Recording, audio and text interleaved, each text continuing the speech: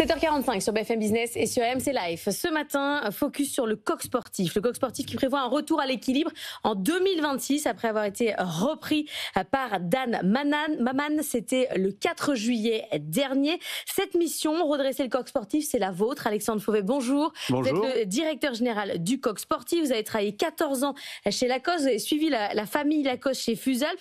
On voit un peu la stratégie que vous allez mettre en place du coq sportif. Rien qu'à la lecture de votre CV, est-ce que vous allez faire chez le coq sportif exactement ce que vous avez fait chez Fusalp? Alors, je ne vais pas faire exactement ce que j'ai fait chez Fusalp. On va peut-être plutôt s'inspirer du grand frère, qui est Lacoste. Mais ce qui est vrai, c'est que ce sont des marques patrimoniales françaises exceptionnelles qui ont innové à un moment de leur histoire pour le coq sportif. Peu de gens savent que le coq sportif est l'inventeur du survêtement. Non, on sait Et pas.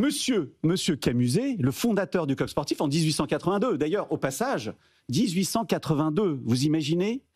Le coq sportif est la marque au monde la plus ancienne de sport, et je devrais dire des sports, parce que c'est sport collectif et sport individuel. Donc c'est absolument remarquable, c'est une histoire patrimoniale française extrêmement riche, et pour revenir à cette histoire de survêtement, monsieur Camuset appelait ça le costume du dimanche. C'est merveilleux, non? Oui, mais alors le survêtement, ça va pas suffire. C'est-à-dire qu'aujourd'hui, il faut faire de l'urban style, plaire aux femmes, il faut Mais je premiumiser. suis désolé, Laure, je vous interromps parce que je ne suis pas d'accord avec vous. Le survêtement est une pièce majeure du vestiaire. Pour vous, pour moi, pour les jeunes, aujourd'hui, le survêtement, il se détourne. Ça n'est plus un vêtement de sport à part entière. Et c'est ça qui est très intéressant. À travers le survêtement, comme d'ailleurs la sneaker, comme la chaussure, la tennis ou la basket, comme on l'appelait à l'époque, bon, eh bien en fait, ici, vous avez un détournement.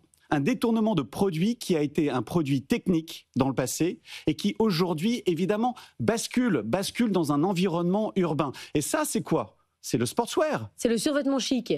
Et c'est le survêtement chic, plus ou moins chic peut-être d'ailleurs, mais c'est très important. Et lorsque, effectivement, comme vous le rappeliez, eh bien, nous étions chez Lacoste, Lacoste fait partie des premières marques, des pionniers à avoir compris, en fait, ce basculement.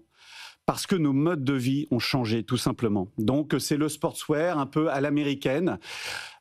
Et c'est le phénomène absolument incroyable de voir ces marques techniques qui, aujourd'hui, finalement, eh bien, sont portées tous les jours, toute la semaine.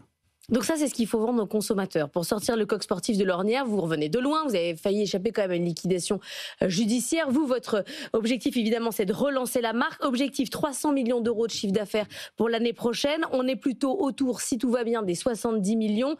Qu'est-ce qu'il va falloir faire pour booster, là, très rapidement, les ventes? Alors là, c'est une erreur, pardon, des journalistes. 300 millions, c'est un horizon 4 ans. D'accord. Donc, ça sera pas, on va pas passer de 70 millions, et peut-être qu'on fera un peu plus, à vrai dire, cette année, à 300 millions comme ça d'un coup de baguette magique. Non, ça c'est pas possible, ne serait-ce que parce que en fait, il faut consolider les fondamentaux de l'entreprise. Et les fondamentaux de l'entreprise, c'est quoi?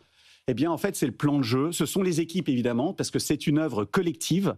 C'est une vision partagée. Elle est peut-être un petit peu différente de la vision qu'en avait la direction précédente. Ce qui est très intéressant aussi, c'est que, évidemment, vous le savez, cette marque, elle a œuvré aussi au succès des Jeux Olympiques de Paris l'année dernière.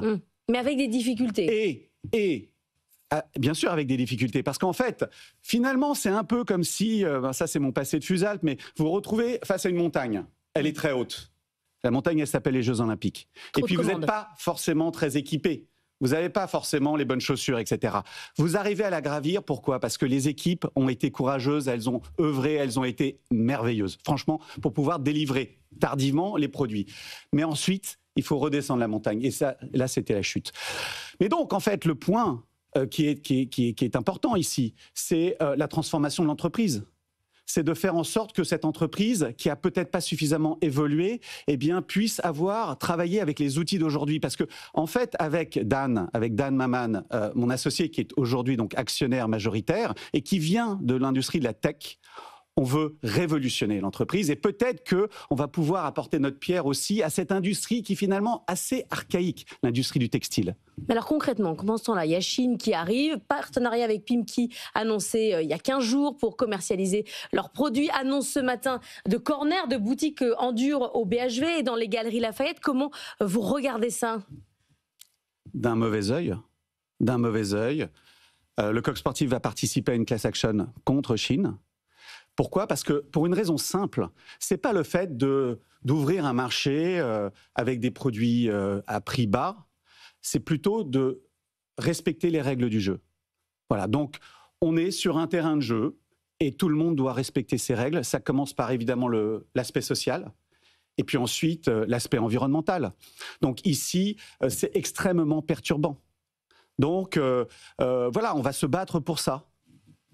C'est important, évidemment, qu'on soit solidaires, nous, les marques françaises de l'industrie textile, pour se battre. Faut pas baisser les bras, parce que là, Absolument clairement... pas, mais non, mais bien sûr que non, bien sûr que non. Il faut que Shein, comme Temu, comme d'autres peut-être derrière, évoluent dans leur façon de voir les choses, de respecter à la fois donc les travailleurs, les ouvrières, les ouvriers, et puis finalement, vous savez quoi? Le consommateur final également. Est-ce que le consommateur final, il faut se battre pour lui vendre du Made in France, ou ce combat, là aussi, est un peu d'arrière-garde? Vous produisez au Maroc, mais vous avez une usine en France. Comment vous voyez ce combat? Est-ce qu'il est perdu, là aussi? Mais en fait, la question est de savoir où l'on place la création de valeur. Et ça, c'est vraiment très important. Si je reprends Fusalp, quand on a pris avec Sophie-Philippe Lacoste, quand on a repris Fusalp, c'était une entreprise qui faisait moins de 35 salariés. Aujourd'hui, elle en fait plus de 300. D'accord? Mais est-ce que, pour autant, on a développé un outil industriel en France? La réponse est non. En revanche, on a créé de la valeur sur le développement, le design, la conception, etc. Bon, le Coq Sportif, la grande chance que nous avons, c'est que nous avons un atelier. Nous avons un atelier dans l'Aube, pas très loin d'ailleurs de celui de Lacoste et de Petit Bateau.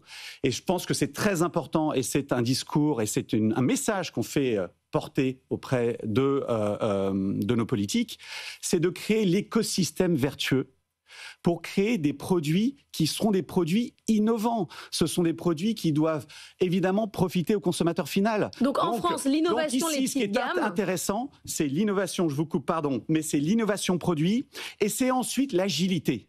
Parce que je pense qu'il faut être très agile, tester des produits, et c'est ça qui va nous permettre, avec l'atelier de Romy, d'être plus fort demain. Donc ça veut dire des petites gammes qui sortent, qui sont testées dans un magasin, le Coq Sportif, ça marche, on produit au Maroc en grande quantité, c'est ça l'idée? Alors on n'est pas en capacité de produire des grands volumes aujourd'hui, ne serait-ce que sur un plan économique. En revanche, ce qui est très intéressant, c'est qu'aujourd'hui, quand on reprend en fait l'atelier de Romy, qu'est-ce que fait cet atelier? Il fait des t-shirts.